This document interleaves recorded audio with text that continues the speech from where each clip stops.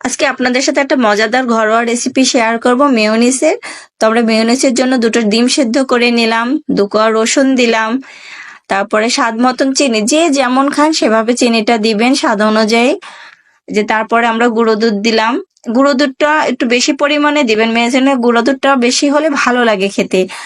স্বাদ মতন তেল দিয়ে দিলাম আমরা, তারপরে একটু লবণ স্বাদ অনুযায়ী, গোলমরিচের গুঁড়ো, তবে গোলমরিচের গুঁড়োটা এখানে অবশ্যই সাদাটা দেওয়ার চেষ্টা করবেন। আর একটু লেবুর রসটা দিলে হবে কি আপনার ডিমের স্মেলটা আসবে না, কাঁচা কাঁচা যেটা স্মেল থাকে না এটা আসবে না ডিমের স্মেলটা। আর পরিমাণ মতন একটু পানি, এখানে আপনি লিকুইড দুধটাও দিয়ে নিতে পারেন। তারপরে আমরা ব্লান্ড করে নিলাম। এই যে আমাদের মেয়োনিজটা হয়ে গেছে ঘরোয়া ভাবে।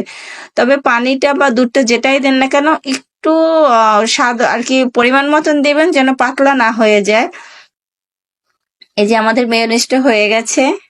আর এখানে রসুনটা যদি আপনি প্রিজার্ভ করেন তাহলে রসুনটা দিবেন না, আর সাথে সাথে যদি খান তাহলে রসুনটা দিবেন। এই যে আমাদের মেয়োনিজটা এখন একটা পাত্রে ঢেলে পরিবেশন করলাম। তো আমার মেয়োনিজটা কেমন হলো অবশ্যই জানাবেন। যদি ভালো লাগে লাইক কমেন্ট শেয়ার করে পাশে থাকবেন। আর সব সময় এসব জিনিস বাসায় বানিয়ে খাওয়ার চেষ্টা করবেন স্বাস্থ্যসম্মত ভাবে।